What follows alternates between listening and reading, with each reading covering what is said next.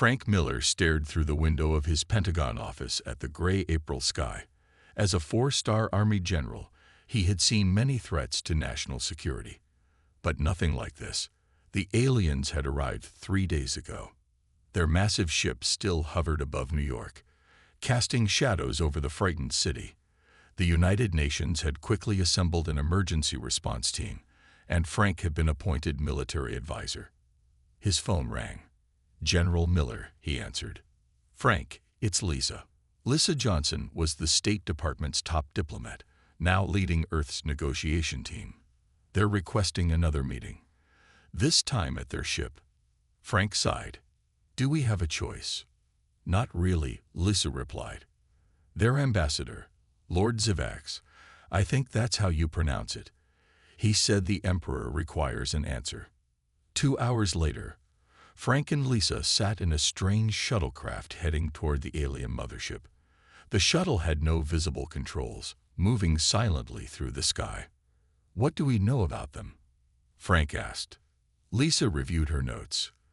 "They call themselves the Galactic Empire. They claim to control most of the Milky Way. According to their ambassador, they've been watching Earth for decades. And now, they want us to join them.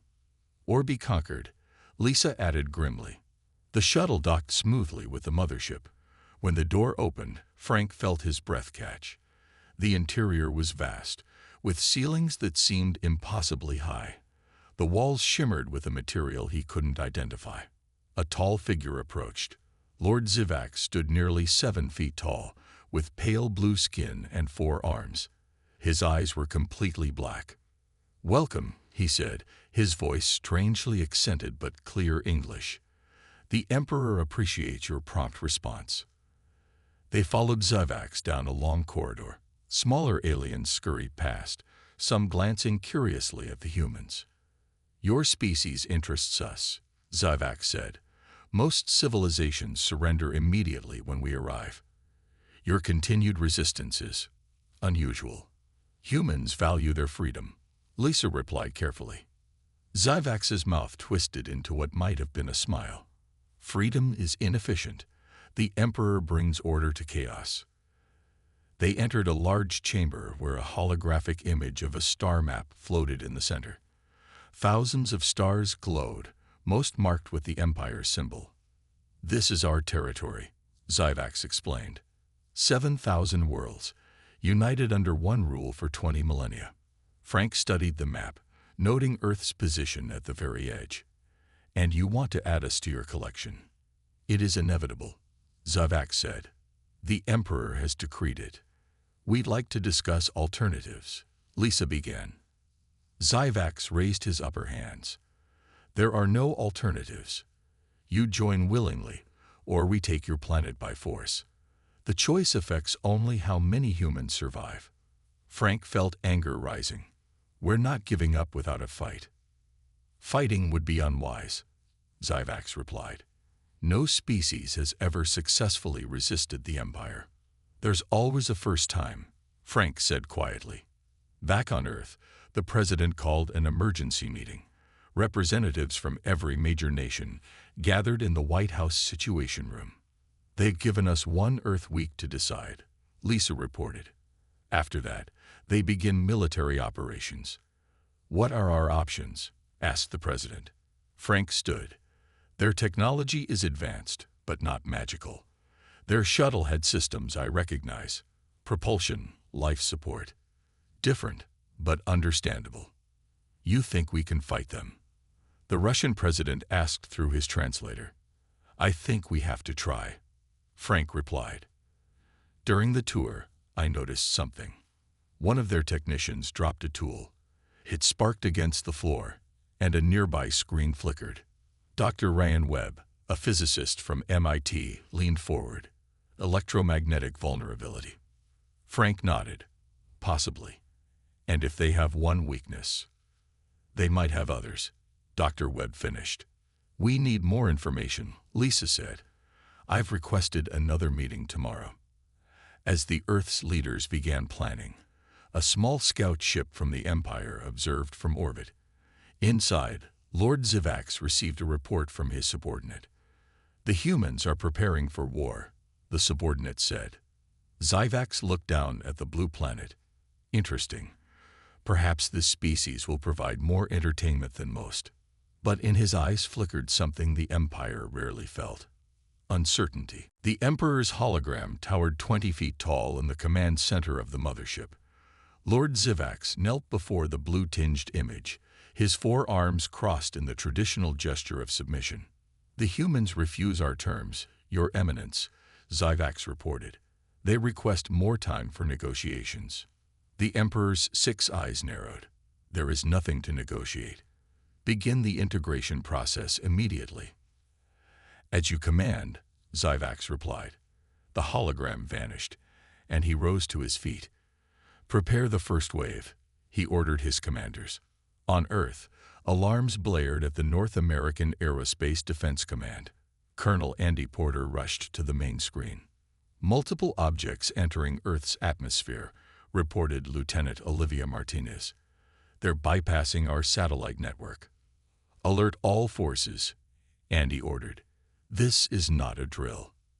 In Washington, General Frank Miller received the call in the middle of a security briefing. "They're moving already?" he asked, surprised. "We still had 3 days.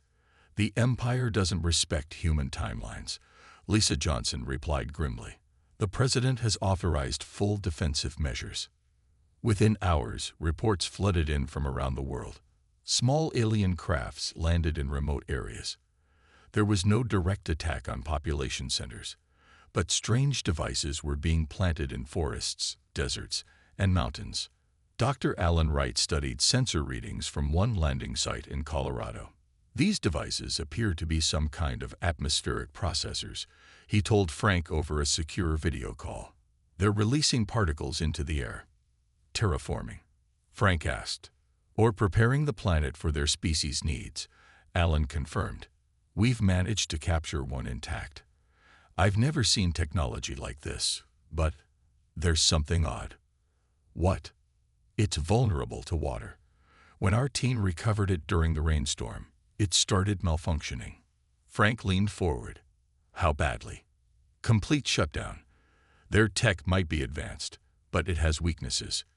The first real battle took place 3 days later in orbit around Earth. 3 Empire ships approached the International Space Station. The newly commissioned U.S. Liberty, Earth's first space combat vessel built with desperate speed using partial alien technology, moved to intercept. Captain Steve Bennett commanded the Liberty. "Target their propulsion systems," he ordered. The Liberty fired its conventional missiles, modified with what they had learned about Empire technology. The first 2 missiles were destroyed by Empire defenses, but the third hit its mark. The alien ship spun out of control. "They're more vulnerable than we thought," Steve reported back to command. "Their shields have gaps when they power weapon systems." But the victory was brief. The 2 remaining Empire ships quickly disabled the Liberty, though the crew escaped in emergency pods. The International Space Station was seized, its crew taken prisoner. In the White House Situation Room, world leaders watched the battle footage. "We need more time," Frank said. "Dr. Wright's team is making progress understanding their technology, but we need weeks, not days." Lisa Johnson nodded. "I'll try to reopen communications, request another meeting." "While you do that," Frank replied, "we'll prepare Plan B."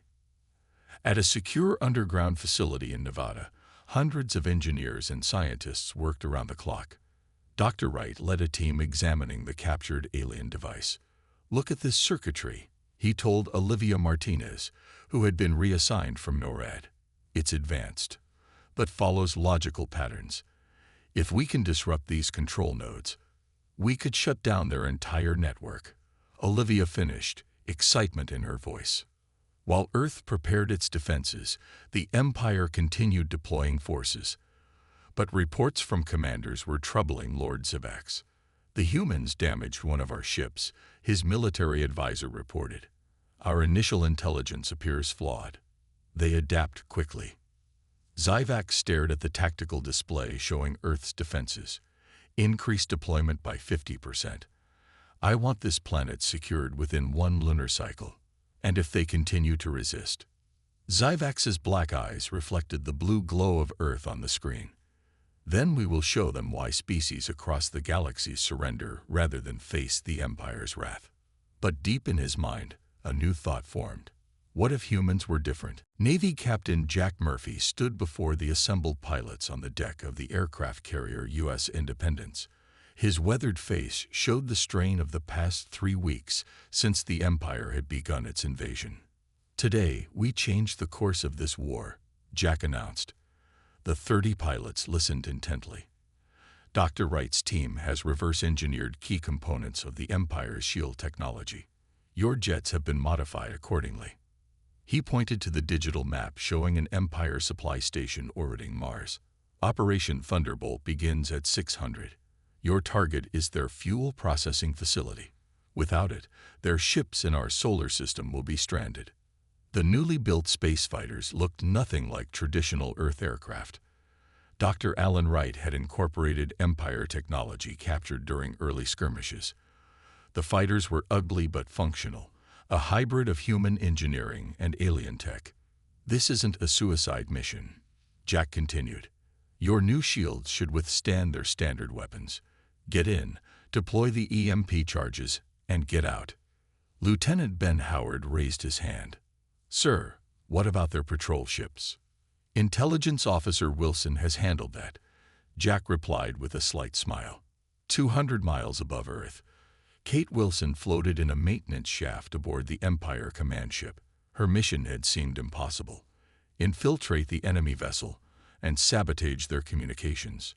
Yet here she was, after 3 days hiding in vents and unused corridors. Kate checked her tablet showing ship schematics, stolen by hackers who had briefly accessed Empire computers. The communication hub should be just ahead.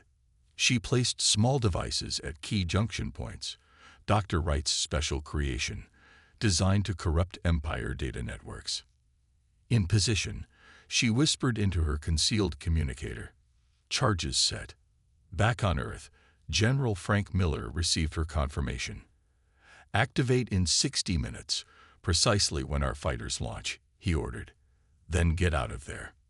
In Nevada, Dr. Alan Wright and Olivia Martinez made final adjustments to the prototype weapon they called the Disruptor.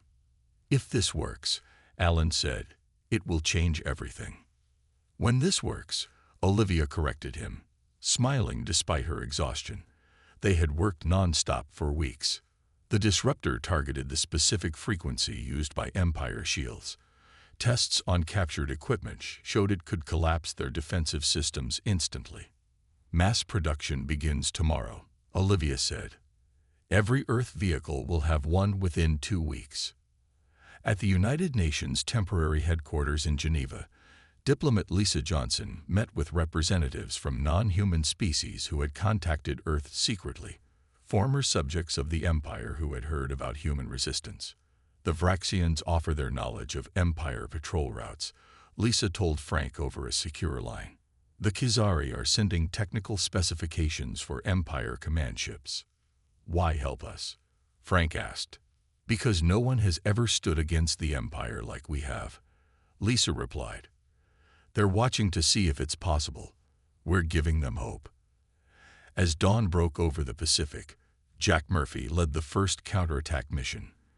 30 fighters launched from the carrier, quickly accelerating to orbit using their new hybrid engines.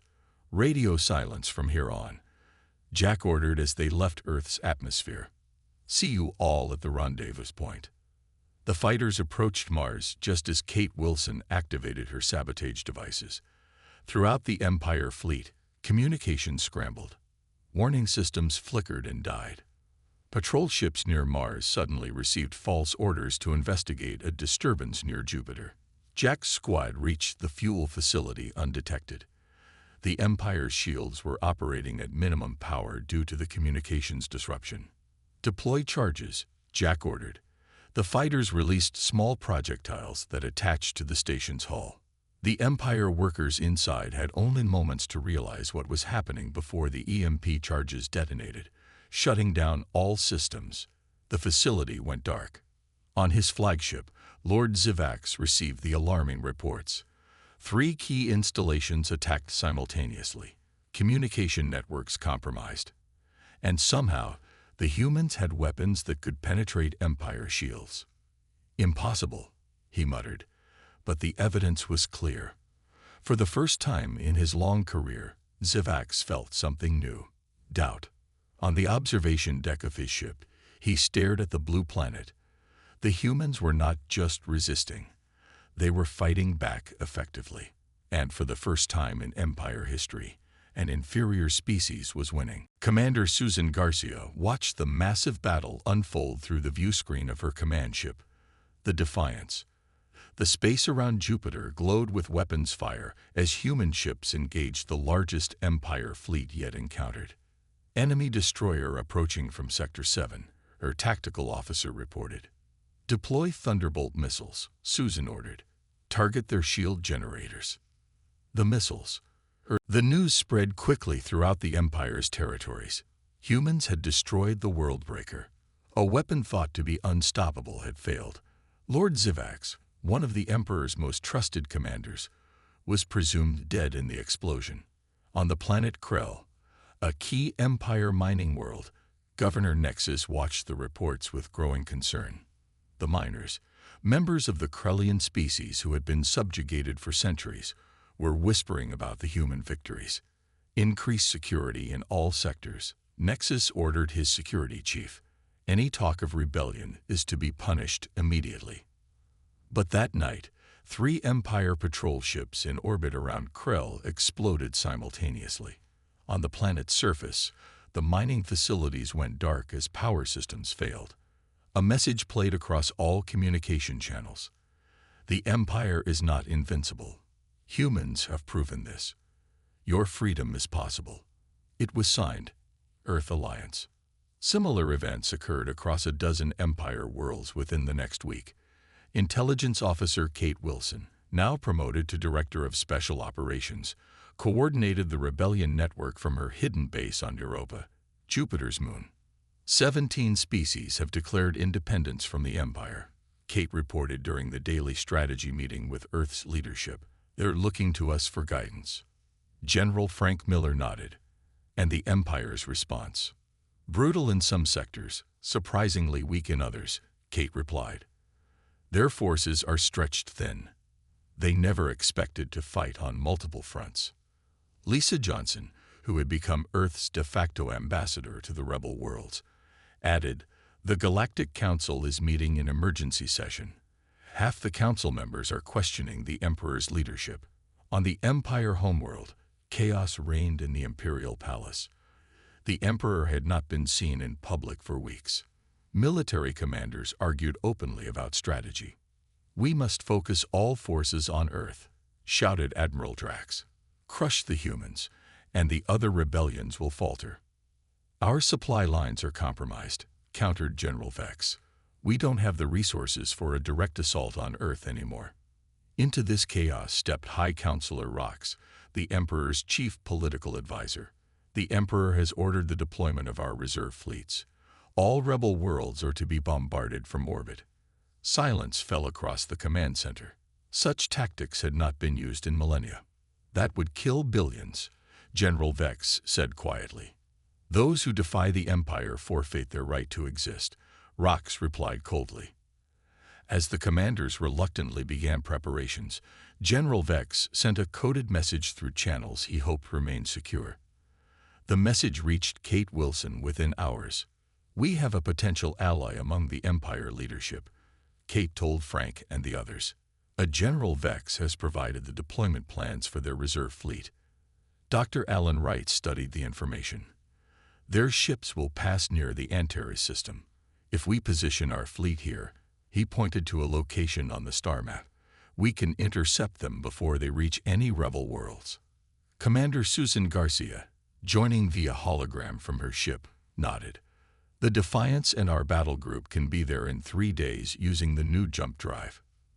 The jump drive was humanity's latest breakthrough, faster than light travel developed by combining Earth science with captured Empire technology. It had given human ships unprecedented mobility in the war. This could be our chance to cripple their offensive capability, Frank said. Do it. 3 days later, the human fleet waited in the darkness near Antares.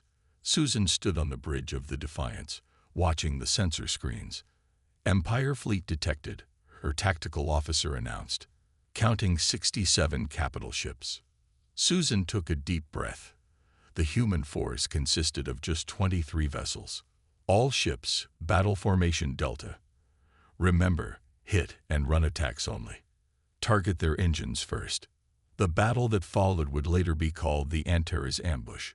Human ships appeared seemingly from nowhere, struck with precise attacks, then jumped away before the Empire could respond effectively. The new Earth weapons, focused EMP charges and shield-penetrating missiles, devastated the unprepared Empire fleet. Within 6 hours, 42 Empire ships were disabled or destroyed. The survivors retreated in disarray. On the Empire homeworld, the news triggered what historians would later call the fracturing. General Vex, supported by half the military command, openly challenged the Emperor's authority. The Empire cannot win this war, Vex declared in a broadcast that reached every Empire world. The humans and their allies have shown us a different path is possible. Kate Wilson received the reports with grim satisfaction. The Empire is eating itself, she told Frank. Now we press our advantage. The Imperial Palace on Zenith, the Empire's capital world, stood as a monument to power. For 20,000 years, no enemy had ever set foot on its pristine grounds. Today, that would change. General Frank Miller watched from the bridge of the Earth flagship Freedom as the combined fleet dropped out of hyperspace above Zenith. 500 ships, human vessels alongside craft from 24 former Empire worlds, moved into attack formation. All ships report ready, sir, his aide reported. Frank nodded.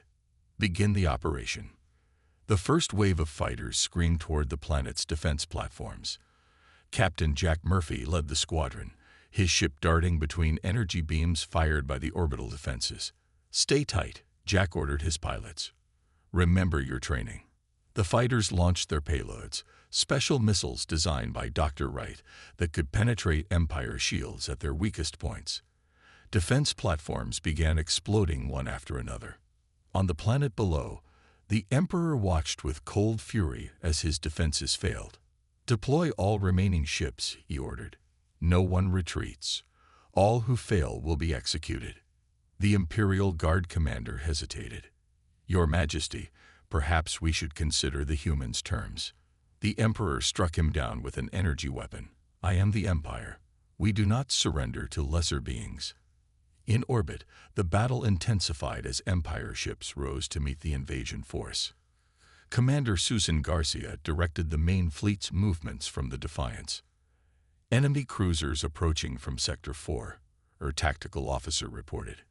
Concentrate fire on their flagship, Susan ordered. All ships with jump capability, execute Maneuver Omega. 20 human ships disappeared, then reappeared behind the Empire formation. Caught in crossfire, Empire vessels began to fall. Inside the Imperial Palace, alert sirens wailed. Most of the court officials had already fled. The Emperor descended to his personal bunker, deep beneath the palace grounds. There, his scientists had prepared a final weapon. Is it ready? The Emperor demanded. Chief Scientist Mox bowed nervously. Yes, Your Majesty, but I must warn you. The Nova device has never been tested. Its power could destroy the entire planet. Better destruction than defeat, the Emperor said, moving toward the activation console. Suddenly, the bunker door exploded inward. Through the smoke stepped Kate Wilson, flanked by Special Forces soldiers. That's far enough, Kate said, aiming her weapon at the Emperor. The Emperor laughed. You're too late, human. His hand moved toward the activation panel. A shot rang out. The Emperor fell, his hand inches from the control. Behind him stood General Vex, his own weapon still raised. For the good of the galaxy, Vex said quietly. Above the planet, the space battle began to subside as word spread of the Emperor's death.